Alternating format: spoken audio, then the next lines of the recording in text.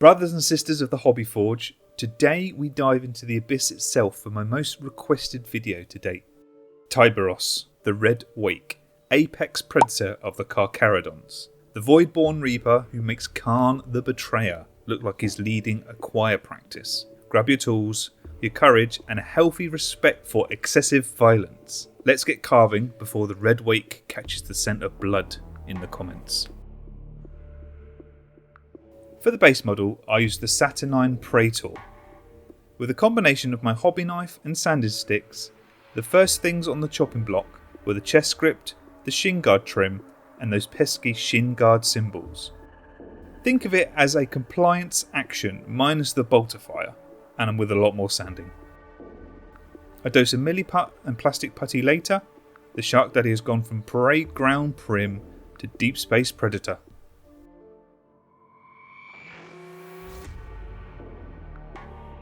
For the molecular bonding studs on the shin guards, I marked the sacred points with a hobby knife before using the knife again to create pilot holes.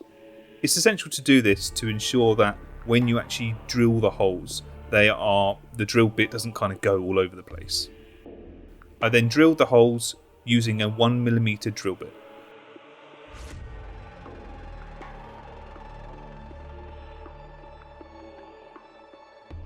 Slow and steady, like an apothecary at work, I placed a dab of glue in each of the holes using the end of a cocktail stick.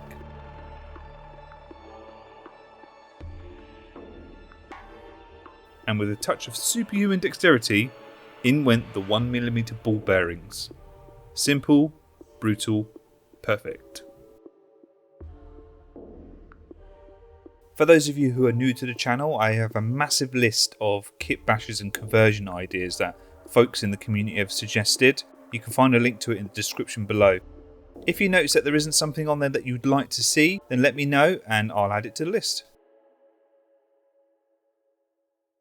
Next up, I shaved down the abdominal trim with my hobby knife and sanding sticks. And then removed the teruges from one of the belts. I went for this belt just in case I messed up, and if I did, I had another spare. I didn't fancy my shark champion look like he just won the Warp Rumble, even though he definitely would. What was the verdict? I kept the belt, but I ditched the glam by filling in the hole and adding a skull onto it. I added an armour plate from the Space Marine Centurion kit, replacing those teruges, and filled in the seams. Cleaner and meaner. However, after painting, it still looks like something Stone Cold Steve Austin would wear, in my opinion.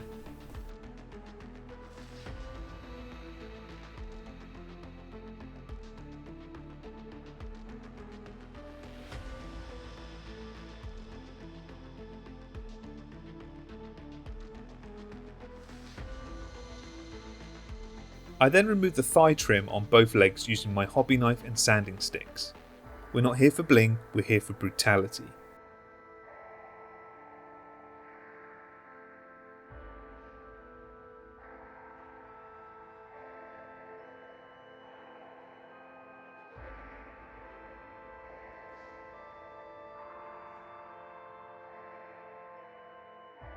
I chose to swap the Saturnine's 80s looking shoulder pads with ones from the Space Marine Centurion kit for that broad, intimidating Warhammer 40k silhouette.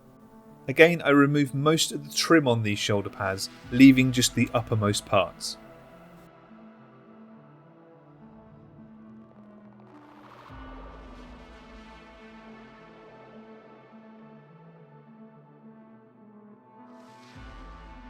I then finished the left shoulder pad off with the same molecular bonding stud treatment as I did with the shin guards.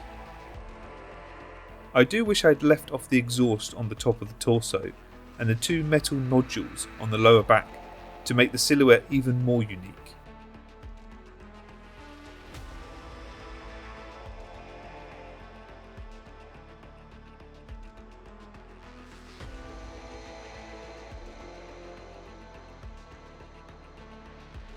Then, on instinct, or maybe machine spirit possession, I added some of these Centurion flaps to the top of the torso. No real plan, just vibes.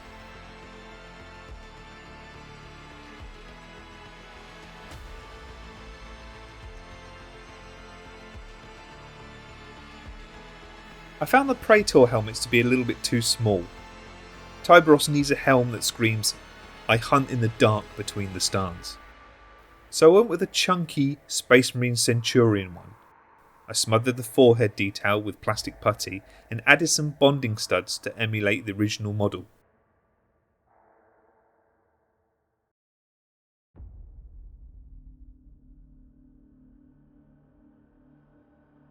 Now tell me that doesn't give Apex Predator energy.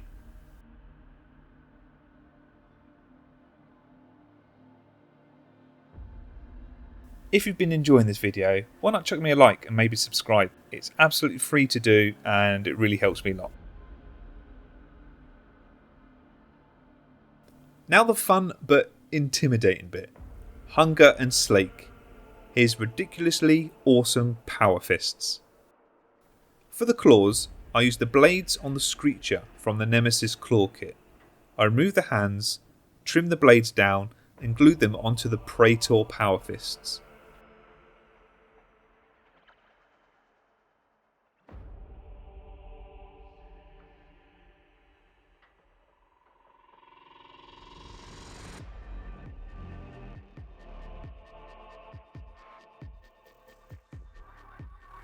The chain swords, oh, they were a bloody nightmare. I didn't record this bit as it was so fiddly I almost called upon the Chaos Gods. I cut Assault Intercessor chain swords down and grafted them onto some exhaust ports from the same chain swords. I then used some plastic putty and milliput to smooth out the transition. Not my best work, but worth every curse word.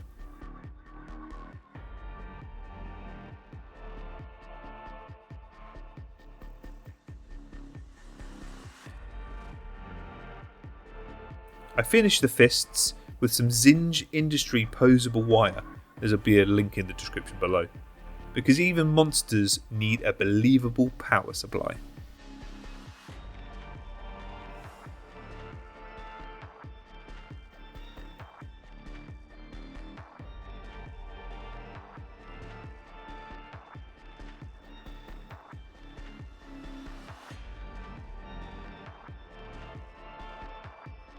Speaking of wires, I added some resin cable ports from Zinj Industries to the fists and to the beautifully shaped divots in the back armour, before bending the posable wire cables until they looked like they somewhat obeyed the laws of physics, even if Tyberos doesn't.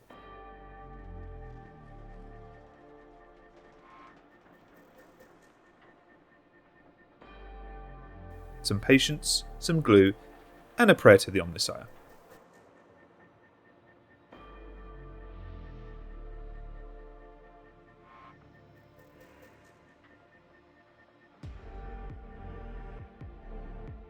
For the final details, I began by cutting a Citadel skull in half and gluing it to the chest, because you know it's 40k and subtlety died 10 millennia ago. I mixed up some grilliput, rolled it into a rope and draped it across the right shoulder.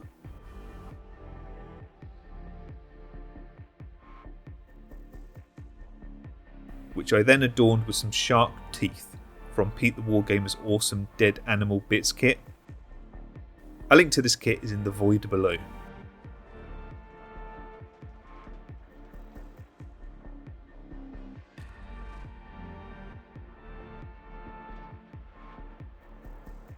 For the base, I glued in some plasticard rods for pipes, and then a skull nestled underneath the Praetor pre-sculpted debris.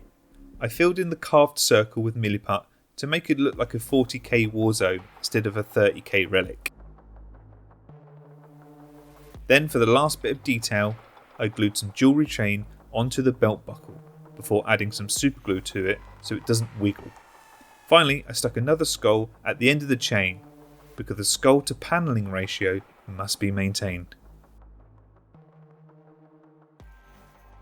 And then all that was left to do was to paint up the model, which left me with this.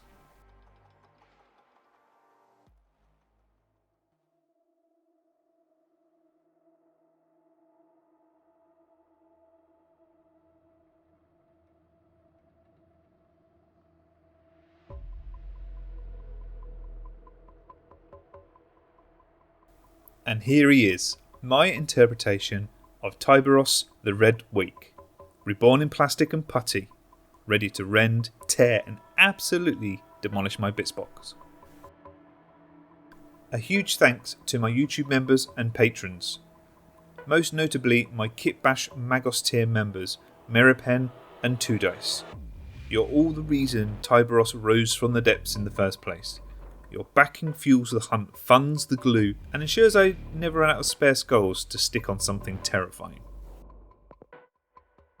I had an absolute blast making this model, and whilst there's some bits I wish I'd changed, as I always do, I'm really happy with how it turned out. If you enjoyed this conversion, don't forget to purge that like button, subscribe to join the silent hunt, and hit the hype button so the machine spirits know this channel is worthy of tribute. Until next time, keep your knife sharp, your putty smooth, and may the Emperor forgive our conversion heresies.